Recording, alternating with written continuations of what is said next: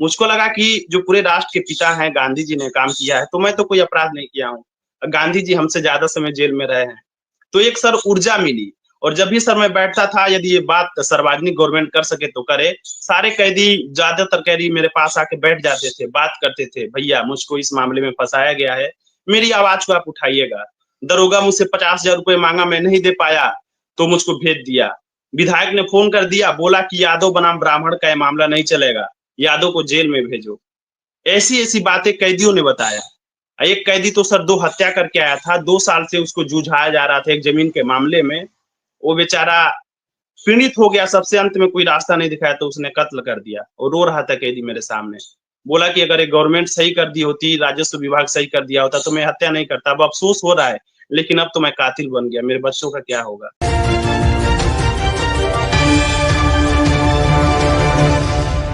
यह लड़का है एक शिव कुमार कुशवाहा।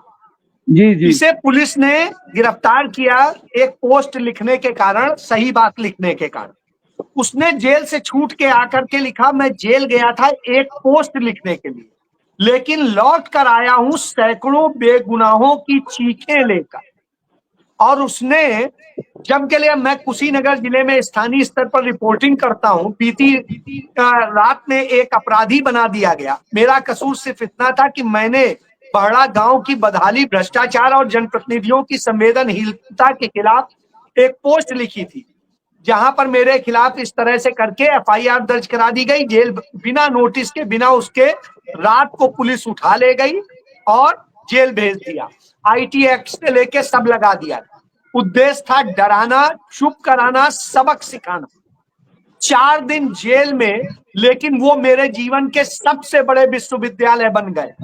हमने कुछ और, उसने लिखा देवरिया जेल की बैरक नंबर 18, 72 कैदी अलग अलग अपराधों में बंद, और उसने फिर सबकी व्यथा लिखी। तो जो तिवारी जी ने कहा हम डरना छोड़ दें, तो ये डरने लगेंगे, तानाशाह करेंगे।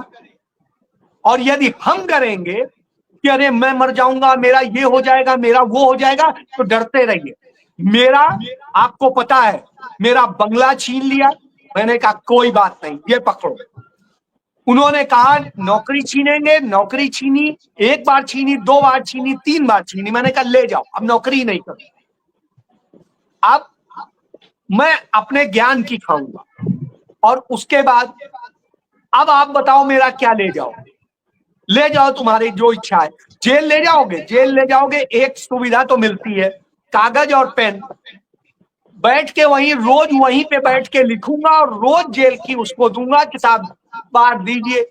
हमारा बंदा आएगा, ले जाएगा, वही हमारी स्टोरी बनेगी।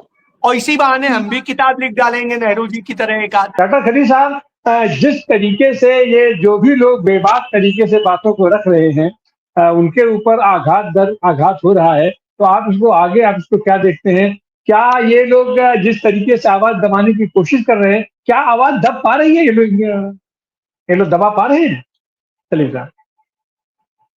शुक्रिया डॉक्टर साहब। असल में आवाज को उभारने का एक तरीका ये है कि आप उसको दबाने की कोशिश करो, इसलिए कि जो डर होता है वो ज्यादा खतरनाक होता है, सजा से ज्यादा खतरनाक होता है।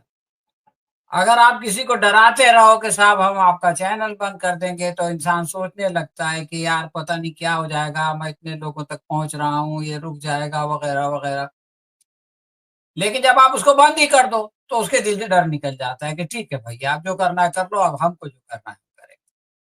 तो इसलिए आपके सवाल का जवाब तो ये है कि जो आदमी डरता है वो इस कारोबार में नहीं आता, वो जाके उनकी गोदी में बैठ जाता है।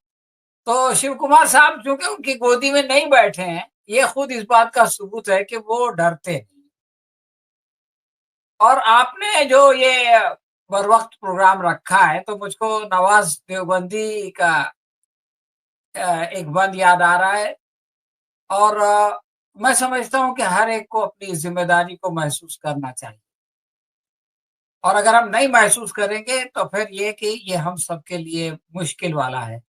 नवाज देवबंदी कहते हैं कि जलते घर को देखने वालों, फूस का छप्पर आपका है, जलते घर को देखने वालों, फूस का छप्पर आपका है, आग के पीछे तेज हवा है, आगे मुकद्दर आपका है। उसके कत्ल पे मैं भी चुप था, मेरा नंबर अब आया, मेरे कत्ल पे आप भी चुप हैं, अगला नंबर आपका है। तो अगर हम चुप रहेंगे तो फिर हम सबका एक एक करके नंबर आएगा, इसलिए हम सबको एकजुट होकर के इसका मुकाबला करना पड़ेगा। अब ये जो संवेदना की बात है, इससे आगे बढ़ के मैं एक दो बातें और करना चाहता हूँ। जैसे मेधा जी कह रही थी कि ये सोशल मीडिया है इसलिए इस पर पाबंदी नहीं होनी चाहिए। देखिए, मीडिया सोशल हो या एंटी सोशल हो, उसको आज़ाद होना चाहिए और उस पर किसी किस्म की पाबंदी नहीं होनी चाहिए। और यूट्यूब अगर अपने किसी गाइडलाइन को कम्युनिटी गाइडलाइन कह दे, तो वो कॉर्पोरेट नहीं रहेगी, इसकी गलतफ़हमी हमको नहीं होनी चाहिए। इसलिए कि यूट्यूब खुद एक कॉर्पोरेट है, तो वो नाम अपना जो भी रखे, लेकिन उसका काम तो वही होगा जो वो है।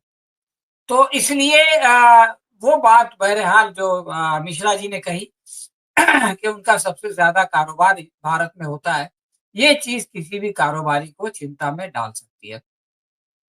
मैं असल में थोड़ा-सा चाहता हूँ कि हम बीजेपी के पॉइंट ऑफ व्यू से, उनके दृष्टिकोण से देखें कि ये क्यों हो रहा है। हम लोग अपने दृष्टिकोण से देखते हैं तो बात समझ में नहीं आती है। देखिए, गुजरात दंगों के बाद एक मर्तबा मोदी जी से पूछा गया कि आप ये कहते हैं कि आपने सब काम अच्छा किया, तो लेकिन कोई तो काम ऐसा होगा जिस पर कि आपको अफ़सोस हो। तो लोग सोच रहे थे कि वो बच्चों का मरना वगैरह-वगैरह, इस पर उनको अफ़सोस होगा। जी। उन्होंने कहा कि मुझको एक ही बात का अफ़सोस है कि मैं मीडिया को ठीक से हैंडल नहीं कर सका। इसलिए कि उस ज़माने में उनका एक वीडियो आया था, वो जो है वो पानी पी के निकल गए थे। तो ये जो कमी उन्होंने महसूस की 2002 में, उसको उन्होंने 2013 तक पूरी तरह ओवरकम कर लिया। और जब वो प्रधानमंत्री के कैंडिडेट बने तो उन्होंने अंबानी से कहा कि एक काम करो, आईबीएन सीएनएन को खरीद लो। बाद में तो खैर अभी एनडीटीवी भी अडानी खरीदते हैं, वो आगे की बात है। तो यहाँ से मीडिया मैनेजमेंट की चीज़ शुरू हुई। और सच्ची बात ये है कि मोदी जी की जो कामयाबी है, उसमें उनकी कोई काबिलियत का कोई बड़ा हिस्सा नहीं, बल्कि मीडिया का हिस्सा है। मीडिया ने उनको इतना बड़ा स्टार बना दिया कि लोगों ने कहा कि चलो भाई यही प्रधानमंत्री है। उसने जो है वो गुजरात का एक ऐसा मॉडल पेश किया कि लोग उसके दीवाने हो गए। तो मोदी जी बुनियादी तौर से मीडिया के ज़रिए से सत्ता में आने वाले प्रधानमंत्री हैं, अपनी काबिलियत से या अपने काम से नहीं आने वाले। उसके बाद उनकी समझ में आया कि अब मीडिया ही के ज़रिए से हम जो है वो अपना काम चलाते रहेंगे। लेकिन होता ये है कि अगर वाइग्रा की दवाई कोई आदमी जोश में ज़्यादा खा ले, तो जी। मैंने सुना है कि वो नामर्द हो जाता है। तो जी। इनके साथ यही हुआ कि ये जो है वो मीडिया का इन्होंने बहुत ज़्यादा अति इस्तेमाल कर लिया। और मीडिया की सबसे बड़ी कमाई जो है वो उसकी विश्वसनीयता होती है। मतलब लोग उस पर भरोसा करें, ये उसकी कमाई है। वो नहीं है जो यूट्यूब से मिलती है या जो इश्तिहार से मिलती है।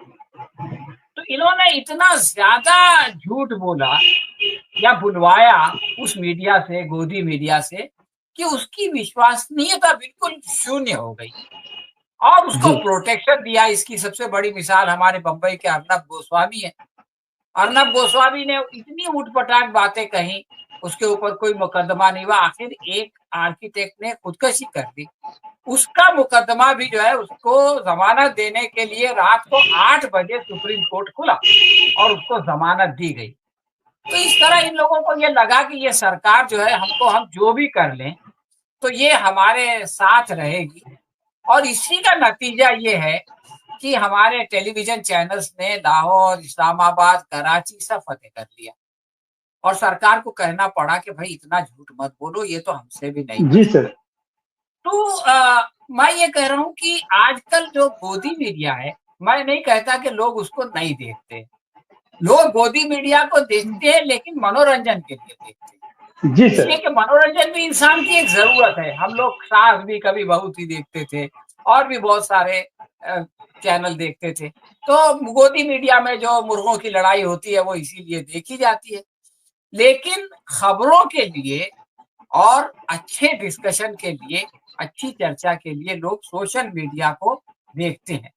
तो इनकी परेशानी ये है कि जो लोग इनको क्रिटिसाइज करते हैं, सोशल मीडिया में भी इनके भक्तों की कमी नहीं है, उनकी तो खूब तारीफ होती है। लेकिन ये कि एक-एक करके लोगों को परेशान किया जा रहा है। लेकिन एक चीज़ और है कि ये डरते भी। 4 पीएम को बंद किया तो सिर्फ नेशनल चैनल बंद किया, यूपी शुरू रखा ताकि शर्मा जी वहां आते रहे। वायर का जो है वो वेबसाइट बंद किया, लेकिन ये कि यूट्यूब चैनल चालू रखा ताकि गुस्सा जो है वो बहुत ज्यादा ना भड़के। यानी इनकी समझ में ये बात आती है कि इनको थोड़ा डराओ, लेकिन इतना मत डराओ कि फिर ये झपट पड़े और हमको जो है वो नुकसान उठाना पड़े। तो इसी तरह की चीज जो है वो मिश्रा जी के साथ हुई है। और मैं समझता हूँ कि मिश्रा जी का तो डबल एक बात कहना चाहता हूँ अपनी बात खत्म करने से पहले, कि जैसे डबल इंजन सरकार होती है वैसे मिश्रा से भी लड़ना पड़ रहा है और योगी से भी लड़ना पड़ रहा है। तो इसलिए इनके ऊपर तो वो डबल मुसीबत आती है। तो हमारी सारी शुभकामनाएं इनके साथ हैं। उम्मीद करते हैं कि 7 दिन तक इनको इंतजार नहीं करना पड़ेगा, उससे पहले इनके ऊपर से पाबंदी उठ जाएगी और ये पहले से ज्यादा निडर होके जो है वो अपना काम आगे बढ़ाएंगे। आराधना जी, आपका समापन वक्त। जी शिव कुमार जी, मैं तो आपको बधाई दूंगी। इसलिए बधाई दूंगी कि आपसे केंद्र और राज्य सरकारें दोनों डरती हैं। आप नहीं डर रहे हैं, डर वो रहे हैं। और आपने जो सच्चाई दिखाने का काम किया, आपने अपने फर्ज को निभाया। अभी डॉक्टर सलीम जी कह रहे थे कि पाबंदी नहीं लगनी चाहिए। पाबंदी क्यों नहीं लगनी चाहिए, ये सबसे महत्वपूर्ण है। कार्यपालिका, विधायिका, न्यायपालिका, इन तीनों की आंखें हैं मीडिया, और इन तीनों को देखना और देख के जनता के सामने बात को बताना कि ये कर क्या रहे हैं, न्यायपालिका क्या कर रही है, विधायिका क्या कर रही है और कार्यपालिका क्या कर रही है, इसको कैसे देखेगी इस देश की जनता जो इस देश को चलाने के लिए पैसा दे रही है। जिस जनता के पैसे से ये सरकार चल रही है, उस जनता को पता कैसे चलेगा क्या यह देश भारत के संविधान से चल रहा है या नहीं चल रहा है। और आपने कार्यपालिका, न्यायपालिका, विधायिका पर जो अपनी तेज निगाहें रखी और इस निगाह से देखकर आपने जो देश की जनता को बात बताई, इसलिए आप बधाई के पात्र हैं। और इससे कोई फर्क नहीं पड़ने वाला। आप फिर दुगनी आवाज के साथ जनता की आवाज को उठाकर पूरे देश को बताने का काम करेंगे। और आप एक सशक्त मीडिया है, आप जनता की आवाज को उठाते हैं, आप जनता के मुद्दों को रखते हैं, इसलिए तो आप पर बैन लगाया। ये तो सबूत हो गया। जब ये सबूत हो गया तो निश्चित तौर पर आप बधाई के पात्र हैं कि भाई ये लोग हैं जिन्होंने लोकतंत्र को बचा के रखा है। आप लोकतंत्र के सजग प्रहरी हैं।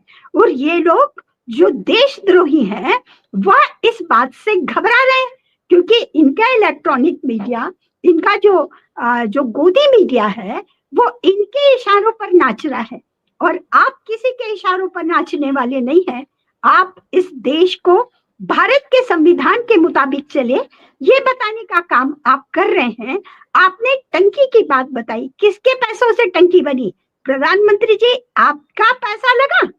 आप जो वेतन भत्ता सुविधाएं ले रहे हैं उस पैसे से टंकी बनी, या योगी आदित्यनाथ जी के पैसों से टंकी बनी? और ये जनता के पैसों से अगर टंकी बन रही है तो आपने उसको बताकर अपना फर्ज पूरा करने का काम किया है। और आपके साथ देश खड़ा है शिवराज शर्मा जी। तो आप इस बात का कतई भी ना तो गम मनाए और ना देश के लोग इसके बारे में। देश तो खुश है, देश को तो समझ में आ रहा है ये कौन कौन से देश का नागरिक खुश है कि ये वो व्यक्ति हैं जो हमारी आवाज को उठाना चाह रहे हैं। वरना आज तक आपके चैनल को कौन कौन देखता है मालूम है? पूरे देश के न्यायाधीश देखते हैं, पूरे देश की कार्यपालिका, न्यायपालिका, विधायिका आपके चैनल को देखते हैं। कोई नहीं देखता आज तक, वास्तव कोई नहीं देखता। मीडिया, ये जो गोदी मीडिया है, इसको देखने का काम नहीं करता। तो जितने यूट्यूब चैनल बंद हो रहे हैं, जिनको ये बंद करने की कोशिश कर रहे हैं, बंद इनके पिताजी से नहीं होता, क्योंकि ये डरे समय है। ये मीडिया को डराने की बात नहीं कर रहे हैं, ये खुद अगर डरे हुए नहीं रहते तो ये उसका सामना करते, उसका उत्तर देने का काम करते। क्योंकि गोदी मीडिया इनसे प्रश्न करता नहीं, प्रश्न हम लोग सारे करते हैं, और उन प्रश्नों के उत्तर देने की स्थिति में नहीं है। और जैसे वो शुतुर्क मूर्ख होता है ना, रेत में जिसने मुंह छुपा लिया और उसने सोचा कि अरे मुझे कोई नहीं देख रहा है, तो ये वो सरकारें हैं जो ये सोच रही है कि अगर हमने ऐसा कर दिया तो देश की जनता को बात ही पता नहीं चल पाएगी। और आपने सच्चाई को रखने का काम किया, तो मैं आपको पुनः बधाई दूंगी और फिर कहूंगी कि पूरी आवाज के साथ जिस तरीके से आप जनता की आवाज बनकर, जनता की आंखें बनकर उभरे हैं, आप ऐसे ही दुगनी ताकत के साथ उभरेंगे। आपका चश्मा, नया चश्मा मिलने वाला है, जिससे जनता बहुत साफ तरीके से आपकी बातों को देखेगी। तिवारी जी, आपने बोलने का अवसर दिया, बहुत बहुत धन्यवाद। धन्यवाद सर, बहुजन समाज में सभी लोगों का। मेरे पास सारे एविडेंस थे सर। जो आदमी 45 लाख लोगों का नेतृत्व करता हो, एमपी हो, उसके खिलाफ मैं निराधार आरोप कैसे लगा सकता हूँ? मैं ग्रामीणों का मुद्दा उठाया, ग्रामीणों ने संपर्क किया, एक बुजुर्ग को नाली का कीड़ा बोला गया, मैं उस मामले को लेकर के और उसको पोस्ट किया। सांसद जी के फेसबुक हैंडल से ट्वीट हुआ एक भोजपुरी अश्लील गीत, उसका स्क्रीनशॉट तमाम लोगों ने ट्विटर पे भी सेंड किया और भी जगह पोस्ट किए। उसके बाद से सभी लोगों पे फोन करवाए। वो एक पत्रकार को गिरफ्तार करके अभी भी उसका फोन जब्त है, जेल में है, खड्डा में, अभी भी जब्त है उसका फोन। और सारे एविडेंस थे। मैं बोला कि यदि उनका फेसबुक हैंडल हैक होता है तो ये तो राष्ट्रीय सुरक्षा का मामला हुआ, करके बाइट दे कि मेरा हैक हुआ था। लेकिन उनकी गलती थी, उन्होंने जानबूझ के शेयर किया था, बाद में डिलीट कर लिए। उसका साक्ष्य, उसका आईपी नंबर सारा है, स्क्रीन रिकॉर्डिंग भी है।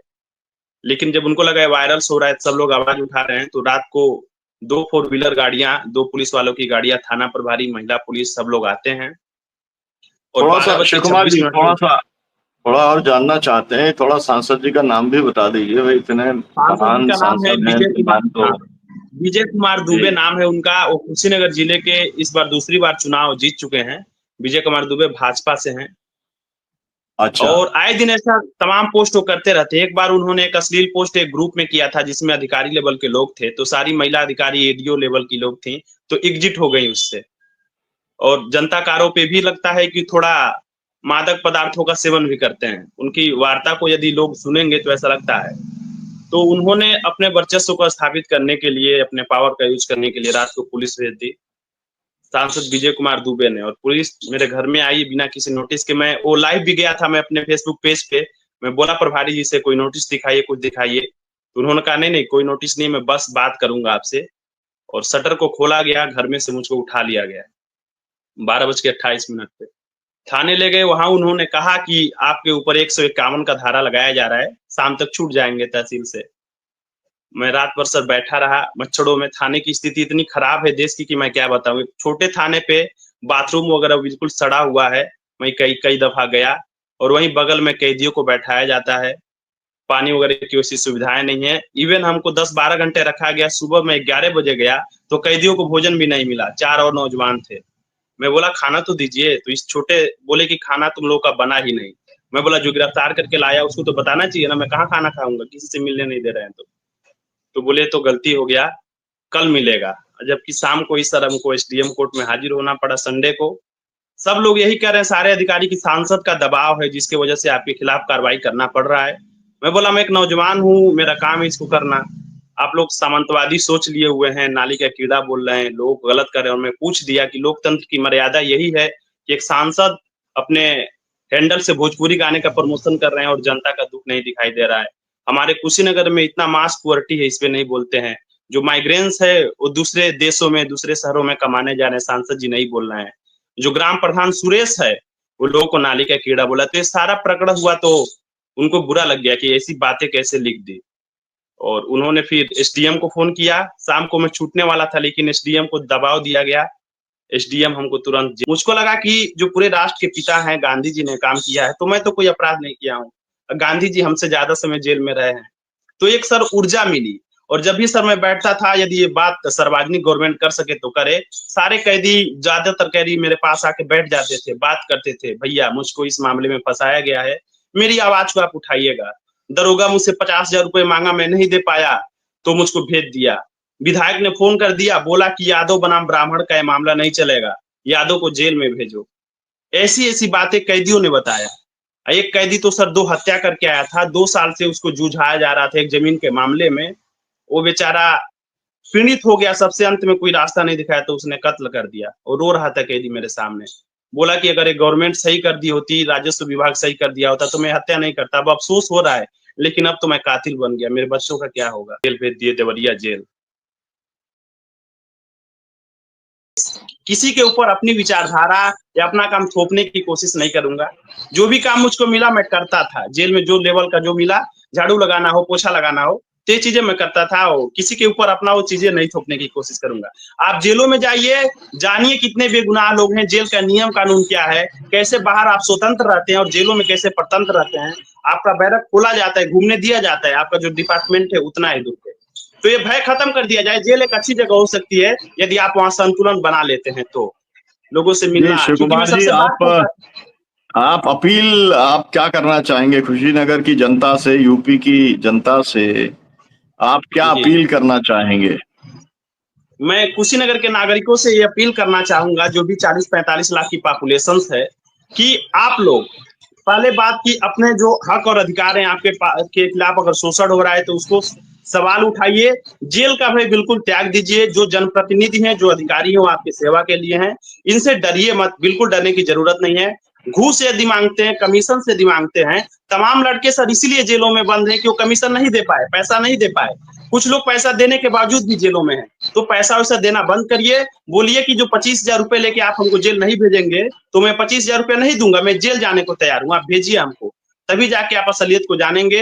अपने जो जनप्रतिनिधि हैं उनसे सवाल करना शुरू करिए। इस मामले में लंबित किया जाता है, आप कोर्ट का सहारा लीजिए, IGRS डालिए, किताबों को पढ़िए, नॉलेजेबल बनिए, क्योंकि इस 21वीं सदी में हम लोग जी रहे हैं। भय के आतंक को खत्म करिए, एक जिम्मेदार नागरिक की तरह अपना कर्तव्य का पालन करिए। आपकी जो भी ड्यूटीज हैं, और जो अधिकारी गलत करते हैं उनके खिलाफ आवाज बुलंद करिए। इसमें मैं पूरी कुशीनगर की जनता के, पूरे देश के जनता के साथ रहूंगा। जहां भी ऐसी चीजें आएंगी मैं उसको करूंगा। और जो बेगुनाह जेलों में भेजे जा रहे हैं, जिनको अपराधी बनाया जा रहा है, आप लोग अपराधी नहीं है।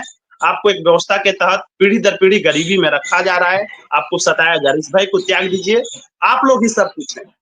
तैयार रहिए जेलों में जाने के लिए, आंदोलन करने के लिए, सही मुद्दों पे आवाज बुलंद करने के लिए। मैं कुशीनगर के लोगों से यही कहना चाहूंगा।